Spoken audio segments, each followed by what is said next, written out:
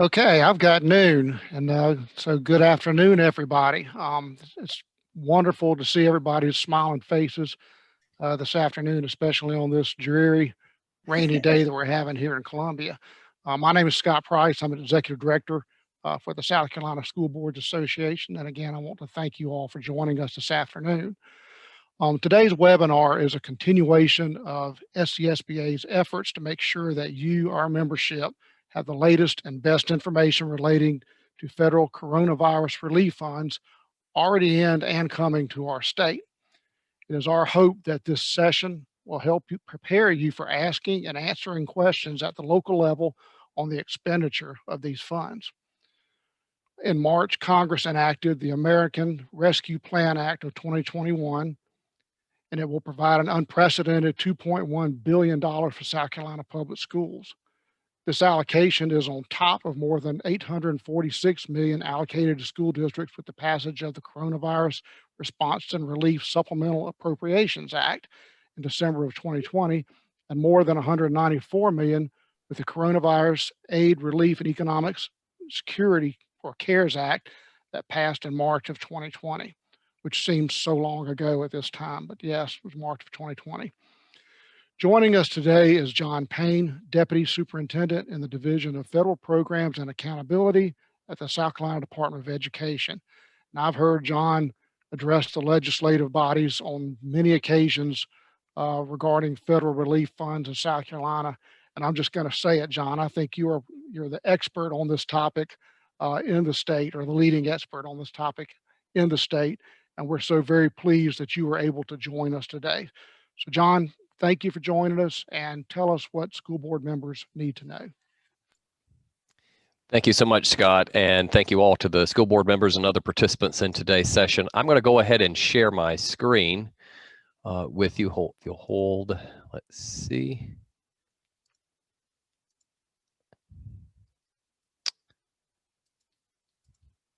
Okay, so hopefully now you're seeing it in the PowerPoint mode.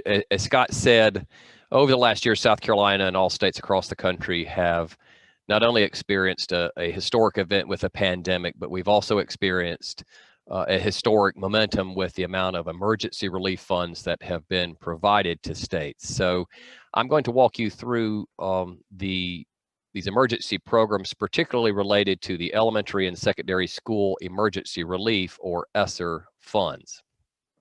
If and as you have questions, please put them in the chat and we will try to attend to those as we go along. So just a disclaimer for all of our participants that this presentation is designed to help folks understand the federal and state requirements for these subgrants, but it's not a substitute for the actual grant awards themselves, the specific assurances that districts have signed, as well as the department's assurances and terms and conditions for federal subawards and the applicable federal regulations for this subaward. The purpose of this session is really to give you that overview of these ESSER, again, the elementary and secondary schools emergency relief funds, and there have been 3 pots that have been provided to the state so far that we have called ESSER 1, ESSER 2, and ESSER 3, as provided under 3 legislative acts that Congress has undertaken over the last year, and we're going to take these in order. The first of these we're going to talk about is the CARES Act.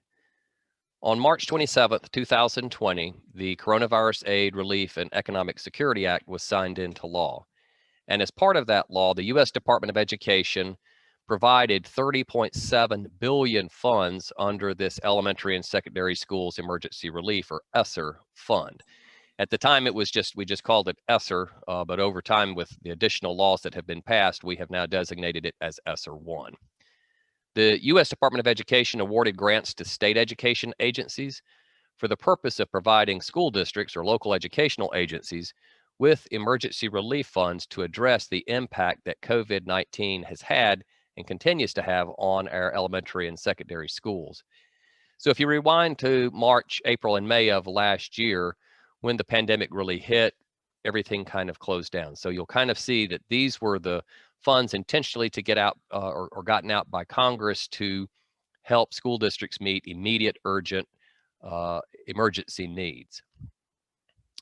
So there were 12 categories of allowable activities under ESSER 1. and these funds must be spent by September 30th, 2022. That's pretty typical with federal grant programs. We typically have about 27 months to spend those. So from the time we get awarded, so we have until September 30th of 2022 to spend these ESSER 1 funds. As part of ESSER 1, school districts were required to complete equitable services as they typically are required to do under Title I, under the IDEA, and other programs. There was some shifting guidance at the U.S. Department of Education and some case law that made the U.S. Department of Education change their stance with that. And we'll talk about how that implication here in just a little bit. So South Carolina for ESSER 1 was awarded over $216 million for in ESSER 1 funds last spring. For comparison, that is just about close to the amount that South Carolina receives under our Title I allocation every year. As part of the requirements, we had to subgrant 90% of that, so over $194 million, to school districts based on their proportion of Title I Part A funds from the summer of 2019, again with those 12 allowable uses of funds we'll talk about in a moment. The department was able to reserve 10% for state level activities, with 0.5% being used for administrative cost. And again, knowing that these grants expire at the end of September in 2022. So under ESSER 1 funds, districts had and continue to have broad flexibility with how these funds are budgeted and spent. So the 12 areas and allowable uses of ESSER 1 funds include any activities authorized under the Every Student Succeeds Act, as well as any programs authorized under IDEA, the Adult Education and Family Literacy Act, the Carl T. Perkins Act, and Subtitle B of the McKinney-Vento Homeless Assistance Act.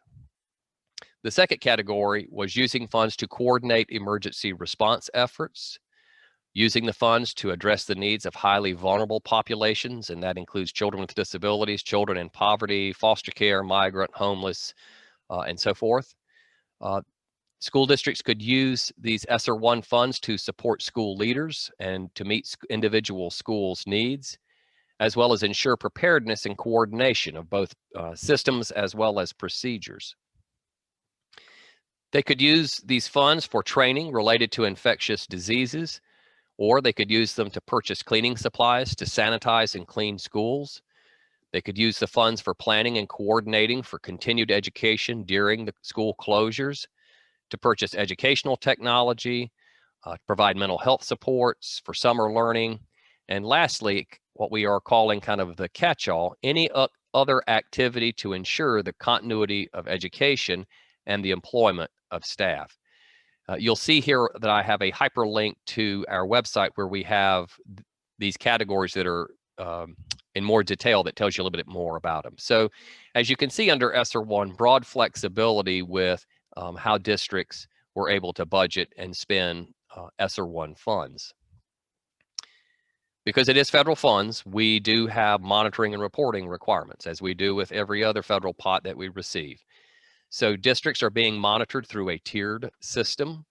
We are being able to conduct that remotely or through a desk monitoring system where we, for ESSER 1, where we are asking the district to provide documentation and information, policies and procedures. We review that information and make sure that the district is complying with how they say they're going to budget the money and the other federal requirements in the use of funds. Districts are also completing and submitting quarterly reports that are due the 5th day or 5 days after the close of each calendar quarter. That tells us by those 12 buckets how now they're spending those funds and what those activities they are doing. And finally, we have reporting requirements to the United States Department of Education. In monthly reporting, we send them as well as an annual report. And based on that monthly reporting, the U.S. Department of Education keeps an updated amount that shows how much states are claiming under ESSER 1 funds. So where are we as of right now? Of the amounts of the 216 million and the 194 million allocated to school districts have claimed over half of their funds as of today. So my last check, it was somewhere in the neighborhood of 105 to 110 million in funds have been claimed by districts for allowable expenditures under ESSER 1. We have a handful of districts, about 15, that have already spent and claimed 90% or more of their ESSER 1 funds. It's important to underscore that these are all emergency relief funds. So they're funds that were intentionally provided to meet the immediate needs of students and their families in our school districts. So these are not necessarily stimulus type dollars. These are to meet the pressing emergency needs of our schools across South Carolina and across the country. And in terms of monitoring, we have already completed monitoring for 5 school districts and are scheduling additional monitoring for more school districts in the months to come. So how are districts budgeting their ESSER 1 funds? As you can see in this pie chart, of the amounts, so when districts submitted back, about 32% of the money that flowed through to school districts was budgeted for educational technology. And that kind of makes sense if we think about it, right? Because this is money that came last spring. So a lot of laptops, Wi-Fi, those kinds of things that were cropping up and those needs that were cropping up as schools closed last year. And all of us wrestled with how to continue providing quality education during the pandemic. About 30% of the funds were spent on continuity of operations. And so just making sure that they had funds to continue to employ staff or move some other funds around that maybe had a little more strings attached, since these are, they have much more flexibility with these funds. About 15% of the funds from districts were budgeted for PPE and cleaning supplies. And then the remaining 23% were budgeted in the other 9 allowable categories under ESSER 1. So in essence, these 3 categories, educational technology, continuity of operations, and other categories account for about over 75% of the budgeted funds for ESSER 1. In terms of the amount that the state kept, the 10% that we kept from the department, the vast majority of those funds, over 65%, were budgeted or being expended for data and technology. So part of what the department is doing is paying for licenses for learning management systems for school districts, setting up a learning object repository, upgrading our data collection system, PowerSchool, as well as providing Wi-Fi on buses and other hotspots. About 27% of the ESSER 1 state level pot was spent on curriculum and instruction. So developing the materials to go in the learning object repository is an example of that. About 6% was spent on supplies and materials. So masks for the summer learning last year, as well as we had some diesel fuel costs that we were able to capture because of the additional runs that our school buses were making last spring. We did provide some small subgrants to our state operated programs. They did not get so places like the governor's schools, as an example, because they do not get Title I funds, so they were not included in the calculation for all districts. But we did provide them with subgrants out of our state pot. And then lastly, a small proportion for the indirect cost, which is required for all federal funds.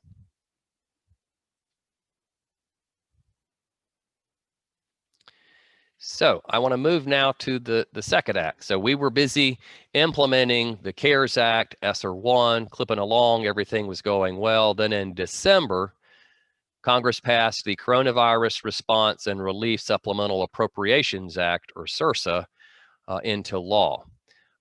And with that, the U.S. Department of Education provided an additional $54.3 billion in this ESSER fund and styled it sort of this ESSER 2 fund.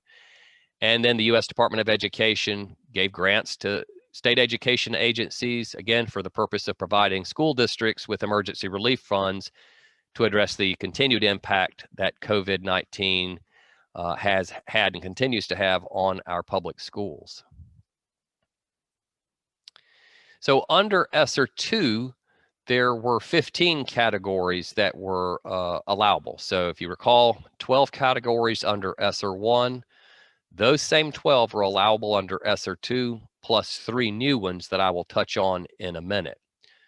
So they had 3 additional categories, so that's one distinction. In addition, for ESSER 2 funds, school districts have an extra year to spend and claim those funds. So those funds must be spent by September 30th, 2023. Equitable services to private school students are not required by our school districts under ESSER 2. Under ESSER 1, there was, as I mentioned a little earlier, there was changed guidance that resulted in a number of court cases, and finally the U.S. Department of Education backing out a interim final rule that they issued.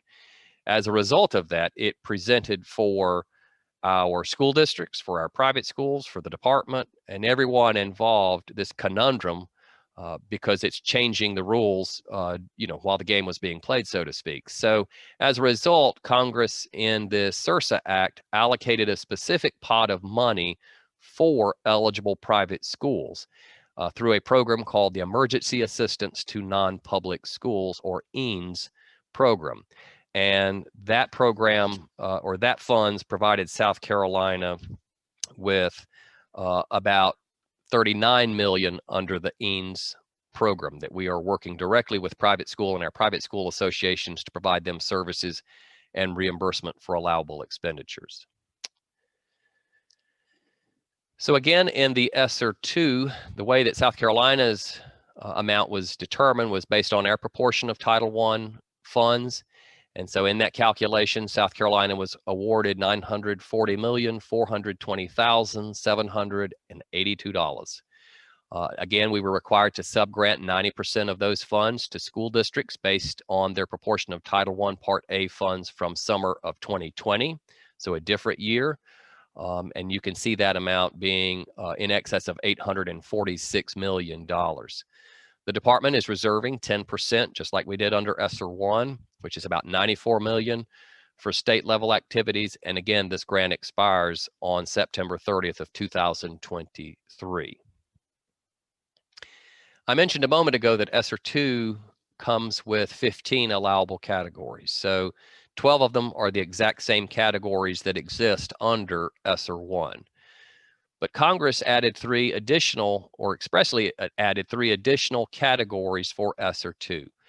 And the first of these is related to learning loss. So school districts can use ESSER 2 funds to address learning loss with students, including low-income students, students with disabilities, English learners, targeting racial and ethnic minorities, students experiencing homelessness, children and youth in foster care, by doing things such as administering high-quality assessments to determine students' academic progress and needs, by implementing evidence-based activities to meet the needs of students, providing information and assistance to parents on distance learning, as well as tracking student attendance and engagement in distance learning.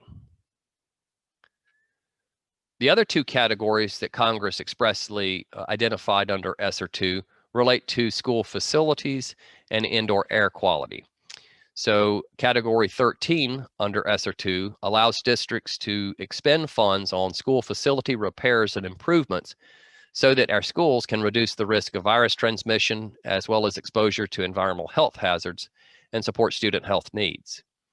And then category 14 allows districts to use these ESSER 2 funds to inspect, test, maintain, repair, replace, and upgrade projects that improve the indoor air quality in their school.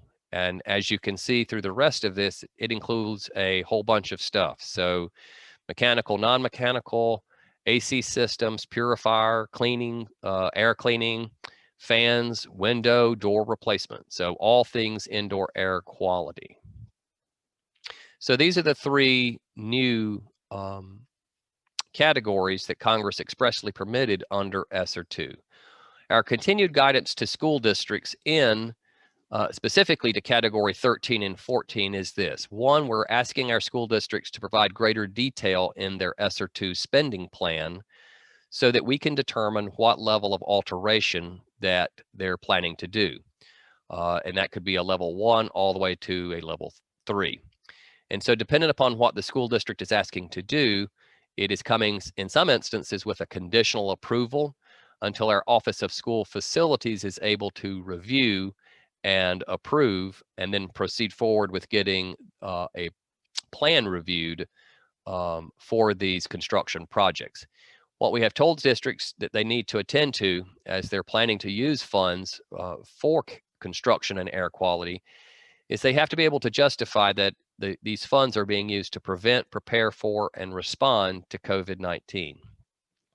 As with all federal funds, costs must be reasonable. So some school districts, for example, have asked about new construction, saying, John, it's cheaper for me to build a new classroom or a wing than it is to try to upgrade these 40 or 50-year-old classrooms. That's allowable, but again, you have to be able to document that it's cheaper to build those new classrooms than repair existing. The Davis-Bacon rules apply, which is a provision about paying contractors wages. And again, school districts are not able to claim funds in this category until they get that approval from our Office of School Facilities. And then they must follow federal requirements on construction that are outlined in the Education Department General Administrative Regulations, or EDGAR, in terms of being reasonable and allowable and necessary. So if you're wondering, as I was when I first got into this ESSER II work, not knowing anything at all really about school construction, what are these levels? So a level 1 alteration is really where you're removing or replacing the covering of existing materials using new materials. A level 2 alteration is reconfiguring or extending any space or system, the addition or elimination of any door or window, or the installation of any additional equipment. A level 3 is where it's a level 1 or level 2 alteration where the work exceeds 50% of the building, and certainly that would include any new construction. And then we have things like routine maintenance. So some school districts have asked for funds to purchase air filters or put a fresh coat of paint on. That's allowable too. That's not really a building alteration. So for those routine maintenance things, that gets full approval. But if it's a level, certainly a level 2 and level 3, they get a conditional approval in terms of making sure then that the next step is to get that approval from our Office of School Facilities. So within this, I hope it seems to you that this real congressional focus is in these 3 new categories. So making sure that we get learning loss addressed, making sure our schools are in good operating order with good indoor air quality.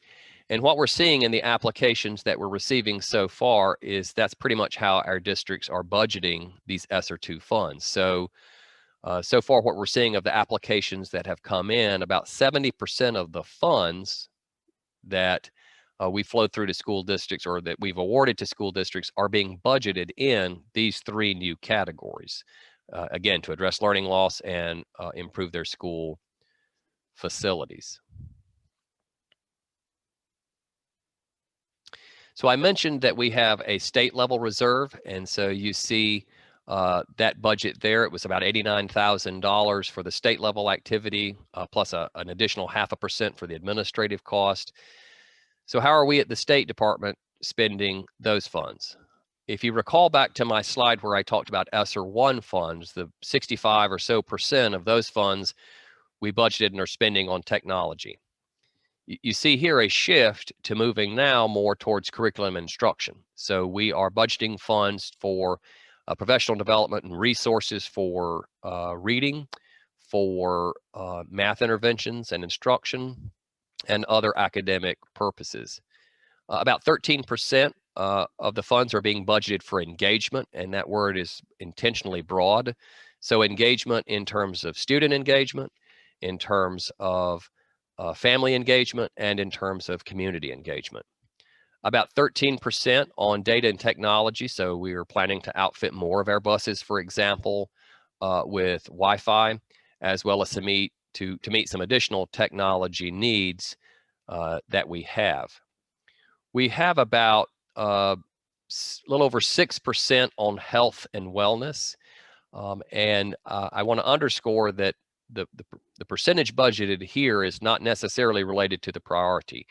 For health and wellness, we're really looking to bring on additional folks to provide expertise, as well as to work with all the many other organizations like the Department of Mental Health that are collectively working on student health and wellness.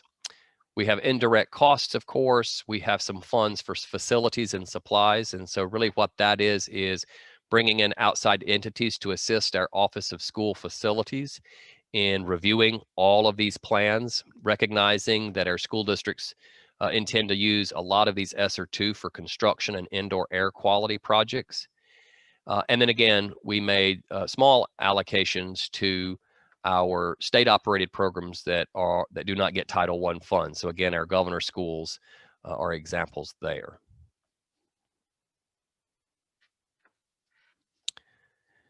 And I think I'm Scott. I think I'm moving through this a little quickly. So if there are questions as we go along, we'll certainly have lots of time for discussion. So we received $940 million in December. That's added to the 216 that we received in the fall. So right there in those two, for ESSER I and ESSER II, put us well over $1 billion in emergency relief funds within 10 months or so. Just for a means of comparison, typically every year in South Carolina, we get about $800 million in federal funds. And that includes the federal funds we get under all the title programs, plus IDEA, plus Perkins, plus the Workforce Innovation Opportunity Act, as well as the funds we get for food and nutrition, about $800 million a year. In 10 months, we've got 10 million, we've got over 1 billion and getting ready to get 2 billion more through the American Rescue Plan Act. John, just a quick question that somebody's asked, and I hear about this legislatively too. Are there requirements within these ESSERs 1, 2, and 3 that we've talked about regarding state supplanting? That's a great question. So most of the time with federal funds, they have something called a supplement, not supplant provision, which basically means that the federal funds must be spent to supplement or add to your existing state or local funds. ESSER I, ESSER II, and ESSER III expressly do not have that provision. So these funds can be supplanted. So which has created for school districts the flexibility of moving funds around to offset any costs. So these funds do not have that supplement, not supplant rule attached to them. But the rule still is in place for all of the title programs, for IDEA and all the other federal funds where you are required to supplement using the federal funds. That provision does not apply to any of the ESSER dollars. So then we go from December, we ring in 2021, we get 3 months in, and on March 11th, 2021, Congress passed and the President signed the American Rescue Plans Act, or ARPA, into law. And we thought we knew, right, with ESSER I and ESSER II until we saw this amount. So through this ARP Act, the U.S. Department of Education is providing over 121, that should be billion, additional dollars for ESSER III.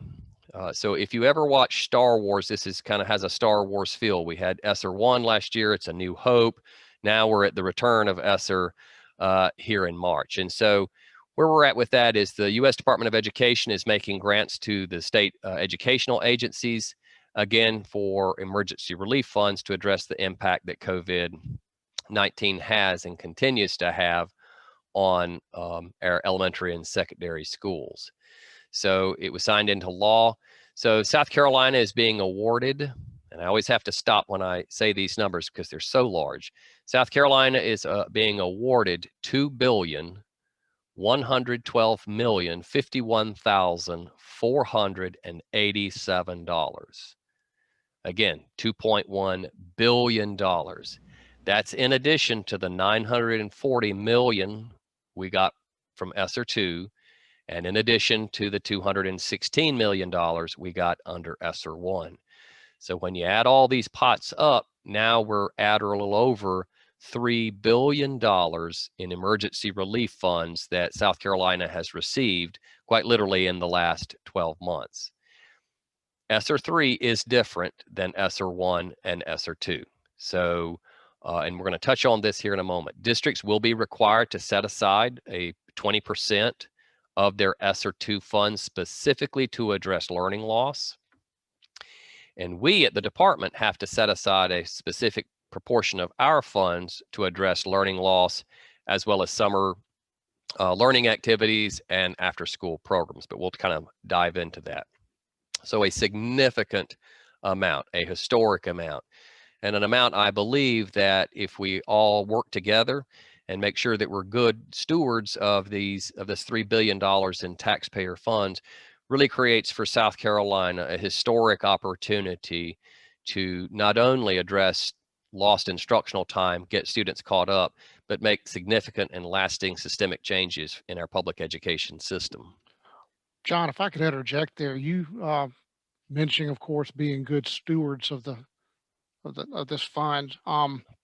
2 points. One is, how focused is the legislature on the fact that school districts are getting, as you said, overall $3 billion in federal funding, and basically less than a year? How focused are the legislators on that? So they certainly are aware of it, and they are focused on it in terms of how these funds are being spent. There is, I believe, a proposed proviso that the legislature is looking at that will require some reporting requirements, which we're already working with the executive budget office on. That really, give us that update and make sure that everybody knows that of how school districts and how we are all spending this money. And for ESSER 3, really the impact that these funds are going to have on improving outcomes. So I think the legislature and all the public, right? I think it's important that we're transparent. And Scott, to that end, and I appreciate you posing this question. So because for ESSER 1, what we have now done is, and we're updating it at least quarterly, we have posted a spreadsheet that lists the districts in the rows, and it lists the 12 buckets sort of in the column, how much they've budgeted, and then updating it to say how much are they claiming, so that the public know, how have districts budgeted these funds and how are they claiming these funds to meet their needs under ESSER 1. We're still in the process. As we get a little further, we'll have that for ESSER 2 and then ESSER 3 as well.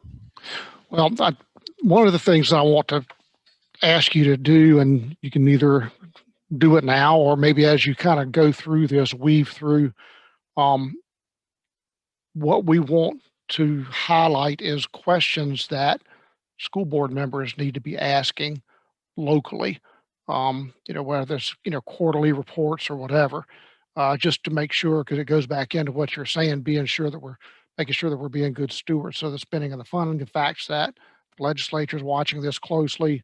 So what questions should school board members be asking? I certainly think, in looking at how districts have planned and budgeted these funds, ESSER 1 and ESSER 2, and again, they're reporting that. We're reporting it to the U.S. Department of Education.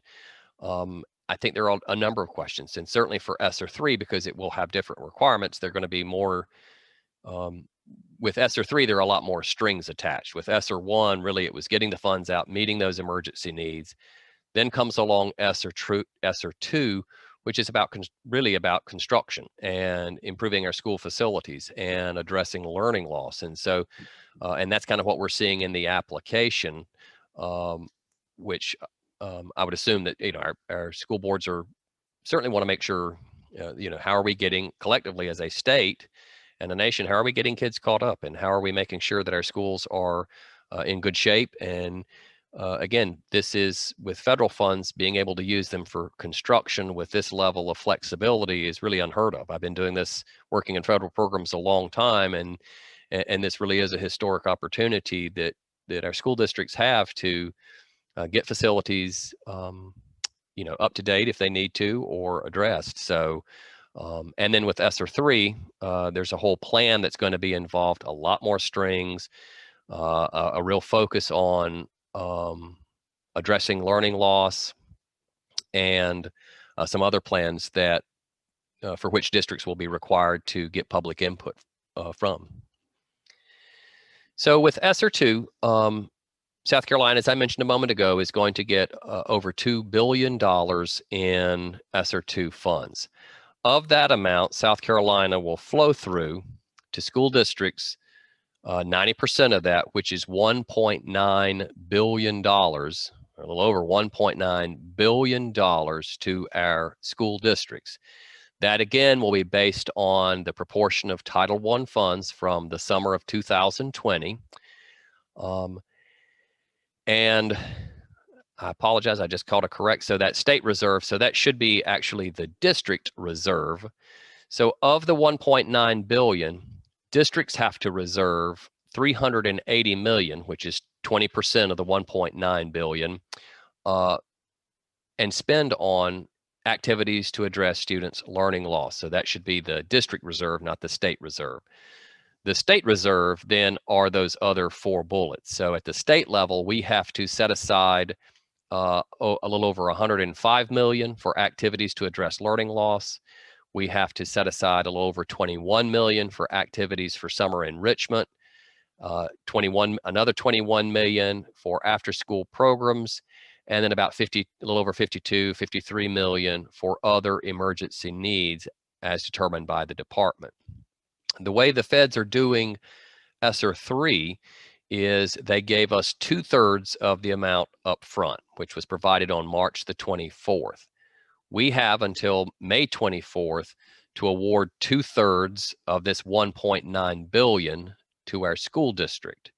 Then we, as a state, have to put together a state plan that's fairly involved and submit to the U.S. Department of Education.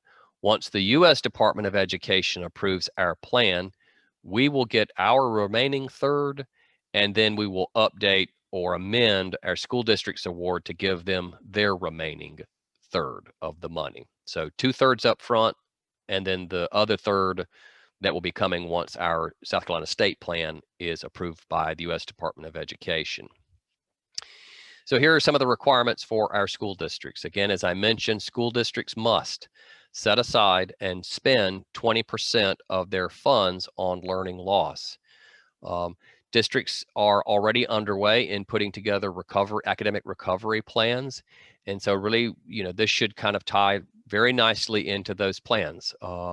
They should also build on existing things that they have started under ESSER 1 and ESSER 2 to expand or scale up those kinds of activities. But 20% must be spent on addressing learning loss, particularly for those students that have been most impacted by COVID-19.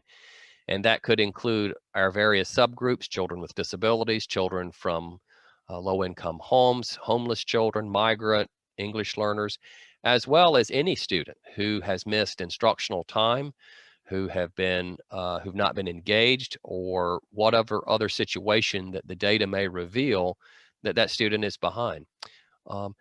So 20%, districts can spend more than 20% if they choose, but they must set aside and spend 20% of their ESSER 3 on activities to address learning loss.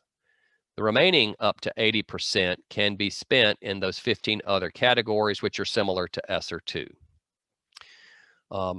So once and districts will have to complete and submit an application and district plan within 90 days. So we will award or give school districts their grant award on May 24th. So by August the 24th of 2021, districts need to have submitted to the department a plan that meets all of the different components required under federal law, and as part of this plan, get public input as they develop it. John, is there a requirement that local school districts, the funding plans, be approved by the local boards and or the State Department of Education? So the Department of Education must approve the plans. That is attended to in an interim final rule. And so I guess it would go back to the local decision and what those local policies and procedures are with respect to school boards approving or reviewing. Certainly public input, a school board meeting is an appropriate place, I think, to get input, as well as other opportunities to get inputs of specific groups of folks that are required under this plan. So districts will have their basically ESSER 3 plan that really is going to attend to these components. In addition, this ESSER 3 requires that districts develop and publicly post a return to in-person instruction plan. So the requirement is within 30 days of getting the money. So we're issuing the grants on May 24th. So 30 days out, which is on or around June 24th, school districts need to have posted a plan for the safe return to in-person instruction and continuity of services online. In doing this plan, they have to get public input and take that public input into account. If a district has already done and completed this, it is allowable as long as they're able to document that it is posted publicly and they took input on doing that.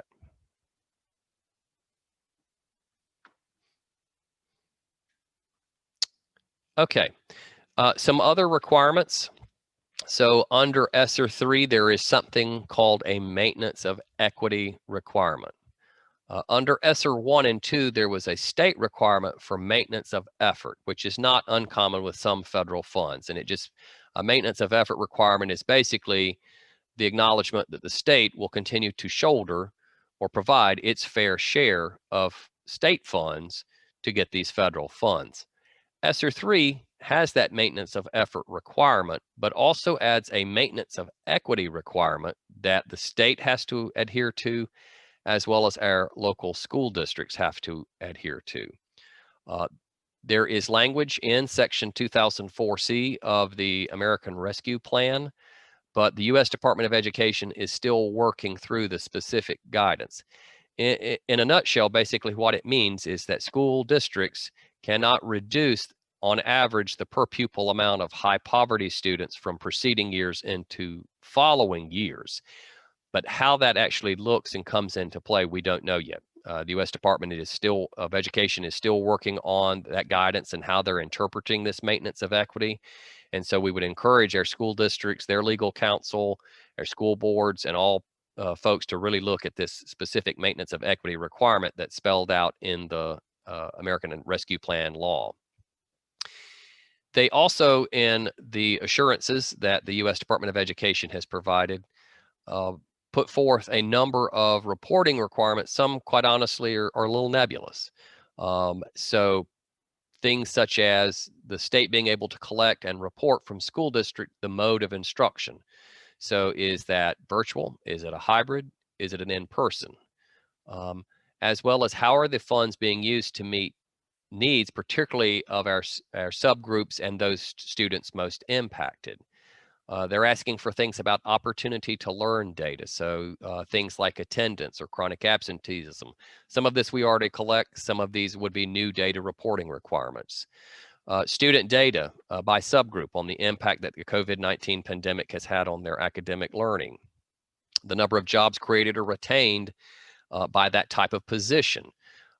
Participation rates in ESSER 3 funded activities. So there's a whole list of reporting requirements that the U.S. Department of Education includes that we don't really have a lot of detail about, but we wanted to make sure that our school districts and everyone knows that we anticipate that there will be much more reporting requirements, less on the finance and more on the programming of these ESSER 3 funds.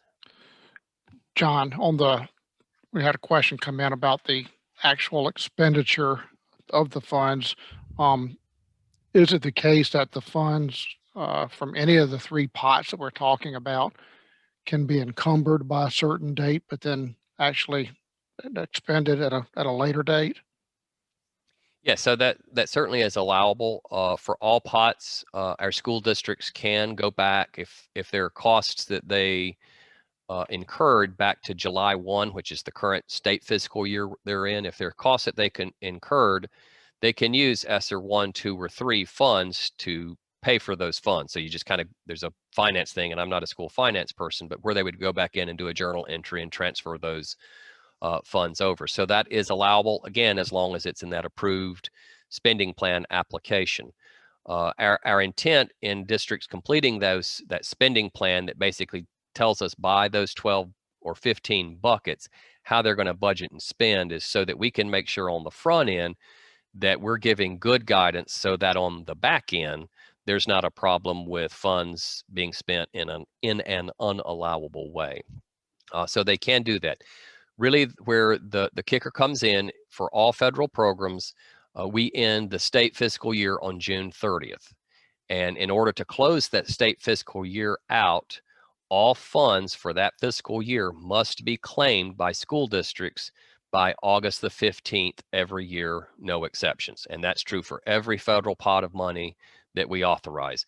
What that does is the state fiscal year ends on June 30th, and it gives our school districts about 6 weeks to get all their records and information together and make that final claim in our online system, which is called GAPS, or their Grant Accounting Processing System, to claim those final funds out. So that is certainly one requirement in order to meet those needs and us to be able to close out the state fiscal year. Then then switching to the federal calendar, districts have to make those claims by the end date of that grant award. So which follows a federal fiscal year, which is October 1 to September 30th. So then sometime, so September 30th, the federal fiscal year ends, and we give districts a few weeks to make those final claims and do that. So for ESSER 1, all of those funds must be spent by September 30th of 2022. For ESSER 3, it's September 30th of 2023. And for ESSER 3, it's September 30th, 2024. So 22, 23, and 24. So September 30th, 2024, all funds must be spent. We give districts a few weeks to put in those final claims, and then we close out our books with the U.S. Department of Education. Now, what is not yet known is whether or not that the U.S. Department of Education or Congress will give states and school districts additional time and flexibility to spend the money. $3 billion to spend over a couple of years is just, it's historic. There's no way around it, right? And so what we don't want is we don't want to spend the money on a bunch of stuff that's just going to sit on a shelf, right? At the same time, with hiring a bunch of people, this is temporary emergency money. So if we don't have an ability to sustain jobs with other funding when these emergency funds go away, what happens to those employees? So it's a fine balance of using these funds to meet emergency needs, to put systems in place, to get learning addressed, facilities addressed, and go forward. So we are hopeful, and South Carolina is not alone, that the U.S. Department of Education or Congress will give states a little longer, because this is, as I say, it's just an incredible amount of federal emergency funds. Well, and if that's an advocacy opportunity that presents itself, I'm sure we can collaborate on that. Yes, absolutely. So with this process, it's going to function for ESSER 3, it's going to function a little differently. So what we did for ESSER 1 and ESSER 2 is school districts did an application and spending plan, submitted it to the department, we reviewed and approved it, and then we sent them the grant award. In ESSER 3, Congress or the U.S. Department of Education has specified that the department must make the funds available to school districts within 60 days of our receipt. So on May 24th, we will have to send the grant award to school districts. So it's flipping it a little bit. So we will send the grant award out first if a district is substantially approvable, and that basically means you've got an active DUNS number, you're registered in sam.gov, we don't have any other issues on the table, then you're substantially approvable. You can start claiming it. Districts then will have 90 days or by August the 24th to submit their plan, and we will then give full approval. We are working on the application or the ESSER 3 plan that districts will have to post on their website, as well as get public input in developing it. And so we're working on that template now, but what we know it will include are these items. One, how the school districts are going to use that 20% for to address learning loss, and we're asking that 20% be linked, of course, to their district recovery plan, which they're developing goals and objectives for. We will ask in the ESSER 3 plan or application how those interventions are that they're planning to do with this 20% respond to those students most impacted by COVID-19, which could include qualitative as well as quantitative data. Districts will be required to then outline and describe how the rest of the money in those 15 allowable categories will be budgeted and spent. They will have to talk about how, they will have to assure to the public reporting requirements, as well as give documentation about how they obtain public input in developing their ESSER 3 plan. They will have to address how they're going to use funds to safely operate schools. They will have to sign a series of assurances that they do for every federal pot that they get, as well as develop and submit a GEPA statement, which is walked out of my head what GEPA stands for. We have a lot of acronyms, as you all know, in public education, but it's just basically a statement that shows how they're going to make participation in ESSER 3 activities accessible to all folks. John, has the State Department sent anything to the district yet, letting them know what their individual ARP allocation is going to be? They have, and so that information was shared a week or two ago, and we also have it, and I'll show here when I get towards the end of my slide deck. We also have that information posted publicly. We have an ESSER 1 webpage that we have embedded training materials, all the forms, the district allocations, the whole kit and caboodle, really. We have an ESSER 2 webpage, and we have now set up an ESSER 3 webpage that contains the district allocations, the total amount, how much they have to set aside for learning loss, the 2/3 they'll get on May 24th, and the remaining third they'll get when we have our state plan approved by the feds. The monitoring requirements, so the state will have to monitor. Again, federal funds, we have to do that.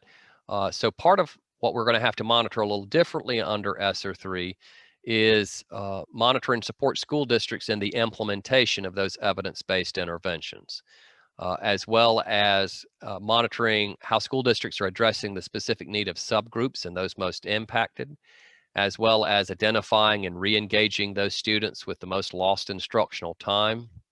And then finally, which we do on all, is really monitoring the use of the funds and make sure that how districts are spending it are allowable, and we're getting that return on the federal taxpayers' dollars.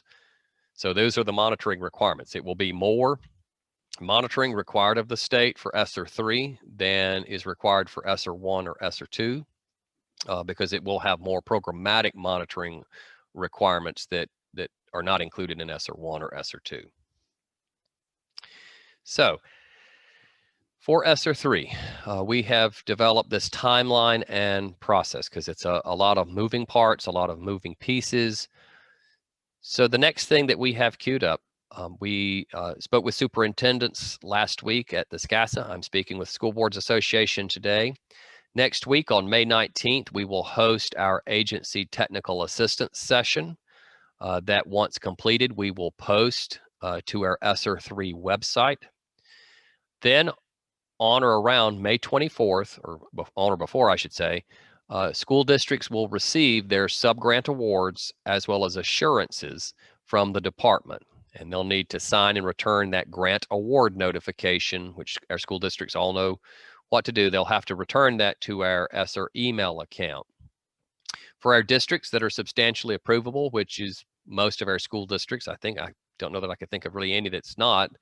And again, that's an active registration in SAM.gov, DUNS number, that sort of thing, can then proceed with uploading their budget into GAPS and making claims. One of the caveats that I underscored last week and I want to underscore today, and I'll be underscoring next week and as we go along, for districts that claim the money before completing that plan and sharing it with the department, make double, triple, quadruple sure that those funds fall into one of those buckets, that they are allowable, that they're necessary, and that they're reasonable. Because if we get to that point and the funds have already been spent and don't comply with those federal funding requirements, districts may have to pay the federal funds back or do other corrective actions. So again, it's just really important. We try to do that on the front end with looking at these applications. That's why we do it on the front end, so that we don't have any headaches on the back end. But because ESSER 3 is a little different, quite a bit different, just know that for claims made prior to us reviewing and approving that plan, just make sure that they are good to go. And we are certainly available to answer any questions that districts have as they're proceeding forward with doing that. So then by June 24th, school districts have to post that reopening plan on their website. That's on around June 24th, 2021. And then on or before August 24th, which would be 90 days roughly after school districts get their grant award, districts have to submit a completed application and plan for the department to review and approve. It has to account for 100% of their ESSER 3 funds. They have to have public input in developing that plan, and they will also have to post that plan to their website. So that is those are sort of our timelines with ESSER 3. John, somebody submitted a question about, do we have to spend our ESSER 2 allotment prior to spending the ESSER 3 allotment? Right, and well, two ways to think about that, right? So in general, we encourage districts to spend, we call it first in, first out. So ESSER 2, those funds have to be spent by September 30th of 2022. ESSER 3, school districts get an entire extra 12 months to spend those funds. So we would just want to attend, our districts to attend to know, just know that the ESSER 2 expires a whole year earlier.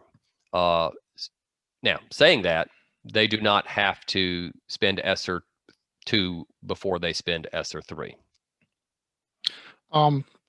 This goes back to the question, or you had pointed out, I guess, a couple of times in the ESSER 3 allotments that districts are required to receive public input. And you and I talked about this a little bit. First of all, is public input defined anywhere in the ESSER 3 Act? So it is not specifically defined on how school districts must get that public input. However, there are specific groups that are included. So public school districts must get, for example, input from principals, teachers, students, families. So there's kind of an enumerated list, as well as other, if applicable, other entities within that school district. So for example, if there's an organization that represents students with disabilities in that school district area, they may want to get that public input. But there is a list of stakeholders that school districts have to get input from. How that happens and what venues, that really is left to the discretion of the school district. Well, and that's an important point to make, because, for instance, in state statute, there's a public hearing required on annual budgets. So what you're saying here is that these funds have specific constituencies that they're looking for input from. So it's not just a general public input. That is correct. Okay. And then of course the general public too, and the same is true for the Department of Education as we develop our state plan. So we have to get and are in the process of getting input from varying organizations as well as various constituents, parents, families, students, teachers, school administrators, district administrators, and that sort of thing.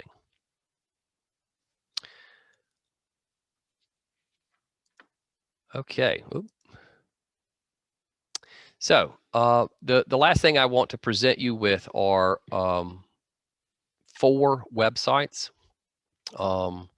So the first of these at top is our new ESSER 3 website.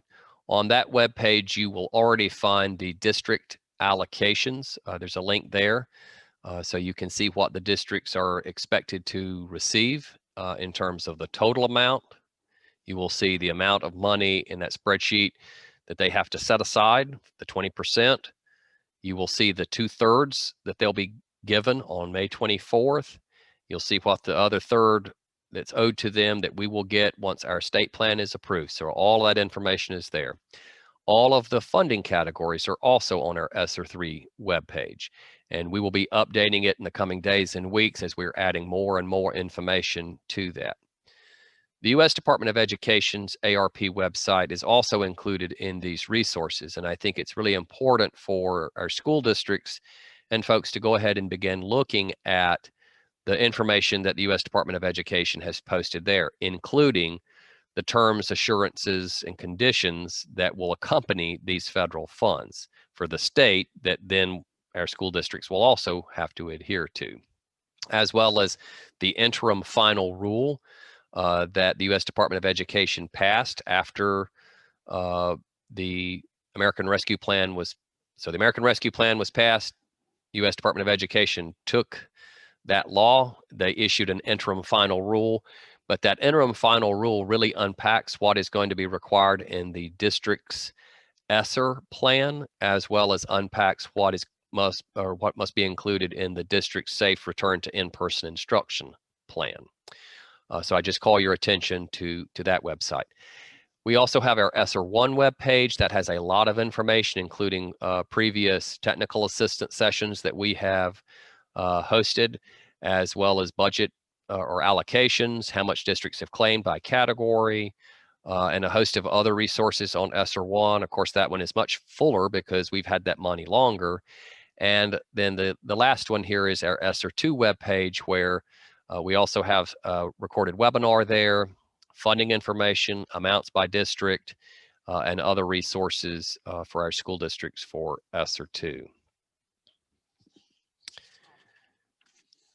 John, getting back to the public input process, somebody has asked, is the public input process the same as under Title I and other federal programs? It certainly, they can use the same process. There's no requirement that I'm aware of in the statute that they must use the exact same process. What is required under ESSER 3 is public input specifically from those specified constituents. And that is all listed out in that interim final rule that the U.S. Department of Education has posted. Okay. Then you've got that. Oh, go ahead. There we go. I think the most important slide of all, right, is the last slide to see what questions or comments. We do have a dedicated email address, scesser@ed.sc.gov, that not only myself, but some additional staff have access to as well, and we monitor it. I will share that this is a significant amount of money that the department is receiving, and to that end, we have mobilized existing staff as well as we are in the process of standing up and setting up a new Office of Emergency Programs. So for example, under Title I, we have a whole office that manages that. The same under IDEA for special ed.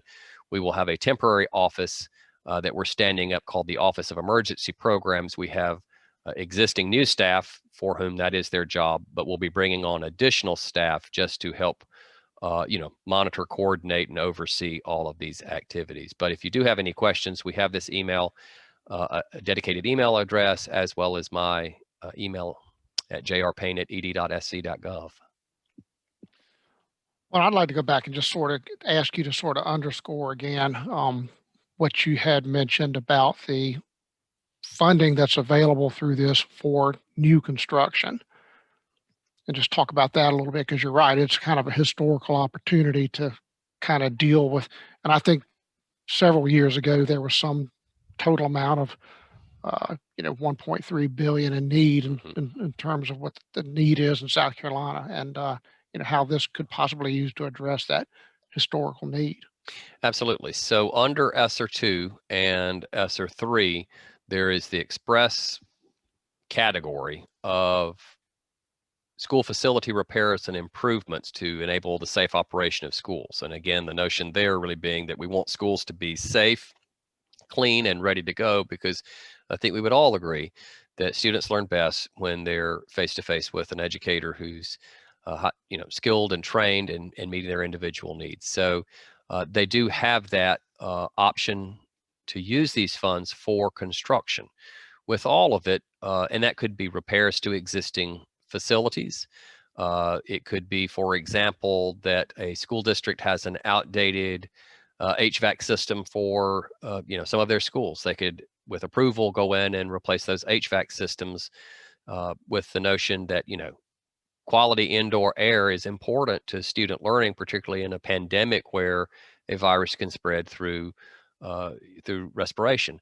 Um, the roofing.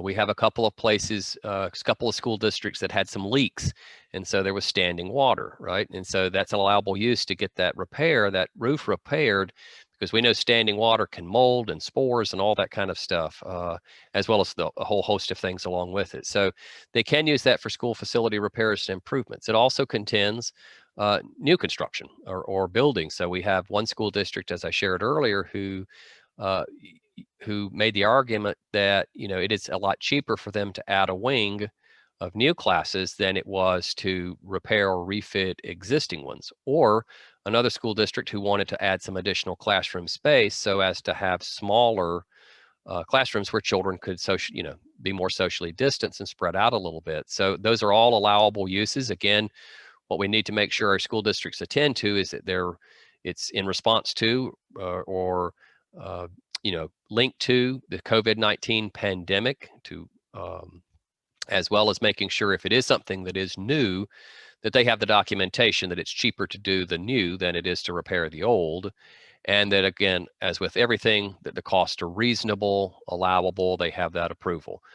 What that means from our end is, if certainly at a level 2 and a level 3, and in some instances a level 1 alteration, that means the school district has to get a design professional to work up a plan that's then given to the Department of Education's Office of School Facilities. I mentioned a little earlier, our Office of School Facilities is contracting with some additional outside entities to assist, because we know there's going to be a lot of projects to review. Once they review and approve that plan, they issue the permit, construction starts, and then once the construction concludes, then there's the inspection of that. Now, I hope that our school facilities folks at the department feel like I did an okay job. I am not the school facilities expert by any stretch, but we do have kind of a process that our school districts will have to complete. But they certainly can use ESSER 2 and ESSER 3 funds for construction. The important thing to underscore with ESSER 3 is that they do have to spend at least 20% or more on activities to address learning loss. So that is key with the ESSER 3 funds. One of the things that we have seen, and we are completely supportive of and recognize, is if and as districts need to rebudget their ESSER 1 or their ESSER 2, or soon to be ESSER 3, we try to review those and respond to those quickly, because we know it's a changing dynamic. So when ESSER 2 funds came out last spring, districts budgeted in a certain way, and as we kind of got into the thick of it over the summer, realized, okay, we need to move this around a little bit or rebudget these monies, and that's totally allowable. So budget amendments are commonplace with all federal funds, and certainly we recognize that these being emergency funds to meet the changing needs of our school districts. But yeah, again, school construction, facility, indoor air projects, those are all allowable and expressly allowable under ESSER 2 and ESSER 3, and again, I think give us a great opportunity. John, we got a fact checker out there, and somebody has gone and looked at the ESSER 3 page that you mentioned in the previous slide, I believe, and they don't see the requirements of the public input requirements. Is that something that you all will be, if they don't see it set forth on that page, is that something that's going to be provided separately, or is it something that we need to, um, is it on there?